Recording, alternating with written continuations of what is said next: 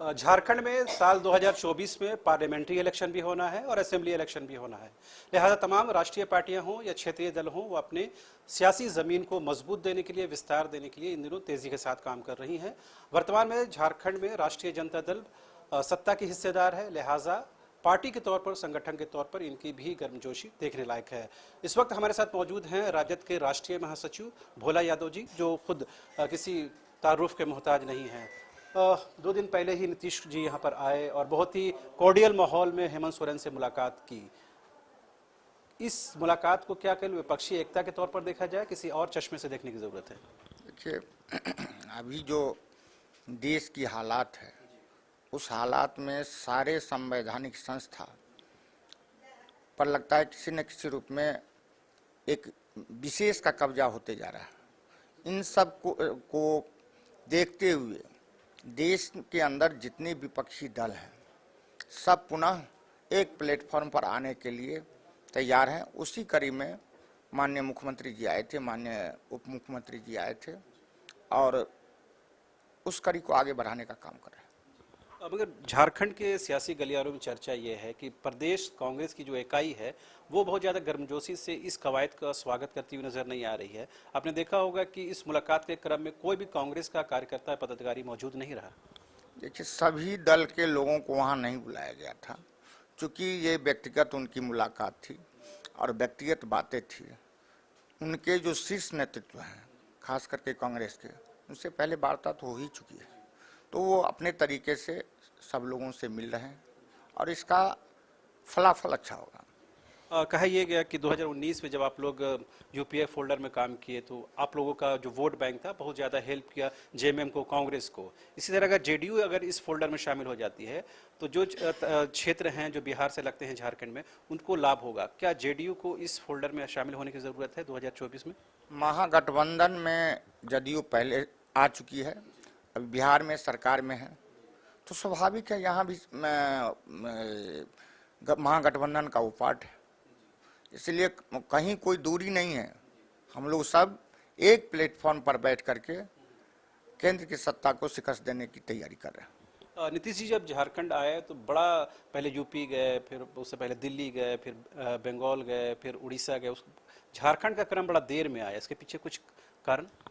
कहीं ना कहीं शुरू, कहीं ना कहीं अंत तो होना ही है ना।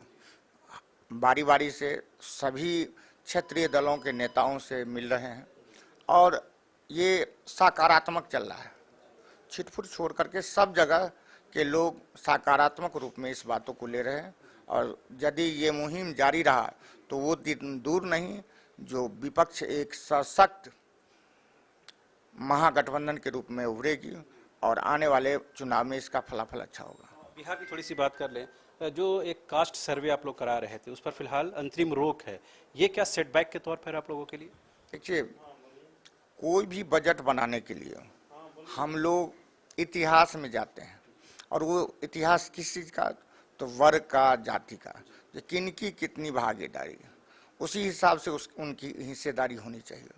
इस दिशा में माननीय मुख्यमंत्री जी ने ये महागठबंधन में ये तय किए जो जातिगत जनगणना कराना जरूरी है, क्योंकि 1930 के बाद जातिगत जनगणना हुआ नहीं। अन्य पहलुओं की गणना हुई, भेड़ बकरी की गणना हुई, गाय भैंस की गणना हुई, पशु पक्षी की गणना हुई, बाघ की गणना हुई, लेकिन आदमी की गणना नहीं हुई। तो ये एक गणना कराने का एक तरीका है और उस तरीका से, साइंटिफिक तरीका से उसकी गणना होगी या उसके आधार पर जो बजट बनेगा तो निश्चित तौर से सभी वर्गों के लोगों को समान हिस्सेदारी की जो बातें हैं मिलेगी। एक बड़े बाबा का चर्चा बिहार में जोरों पर है। कुछ लोग रोकने की कोशिश कर रहे हैं, कुछ लोग उसके आमद की स्वागत कर रहे हैं, खैर मकदम कर रहे हैं। आप लोग क्या इसको राजनीतिक चश्मे से देख रहे हैं या केवल धार्मिक तौर पर वो उनका आना जाना है? देखिए, हम लोग इस समय एकदम कोई नोटिस नहीं ले रहे हैं। यदि आप पूछ रहे हैं तो इतना ही कहेंगे, जो केंद्र में बैठी हुई सरकार है, कहीं शिव चर्चा के द्वारा, कहीं जग के द्वारा, कहीं बाबाओं के द्वारा अपने धर्म की राजनीति, धर्म को राजनीति का आड़ बना करके चलने का जो उनका मंसूबा है, उसी का एक पार्ट है। एक सेकंड लास्ट सवाल। कर्नाटक में कल काउंटिंग है, रिजल्ट है। जो सर्वे है वो तो कहीं ना कहीं बता रहा है कि कांग्रेस के पक्ष में जा रहा। आप लोगों को क्या आकलन है?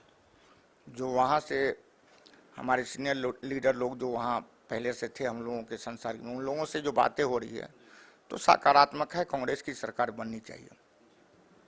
झारखंड के संदर्भ में बात करें तो करीबन 3.5 साल का वक्फा इनका गुजर चुका है, करीबन 1.25 बचा हुआ होगा। तो इस दौरान आप लोगों को लगा कि सत्ता में रहते हुए राजद को जो मान सम्मान, जो हक अधिकार मिलना चाहिए, वो मिला है? निश्चित तौर से हमारा एक विधायक है और वो मंत्री है, वो कम थोड़े है। एक विधायक और वो भी मंत्री कम नहीं है। रही बात जब एक साथ हैं तो 19-20 तो चलते रहेगा। दो भाइयों या तीन भाइयों का जब मिलन होता है तो उसकी हिस्सेदारी में 19-20 होता है, ये अपने जगह पर है। लेकिन इतना से मैं संतुष्ट हूँ जो हमारे एक विधायक है और वो मंत्री हैं, सरकार में भागीदारी मेरी पूरी है। तो ये थे भोला यादव, पार्टी के वरिष्ठ नेता हैं, जिन्होंने साफ तौर पर कहा कि एक पार्टी वाले विधायक को अगर कैबिनेट मंत्री का दर्जा मिलता है तो ये भी किसी कम सम्मान से नहीं है। हालांकि ये अलग बात है कि बोर्ड निगम में हिस्सेदारी को लेकर के पार्टी अपने तौर पर काम कर रही है, लेकिन उसका फलाफल अब तक निकला नहीं है। फिलहाल आप देखते रहिए न्यूज़ 22 को।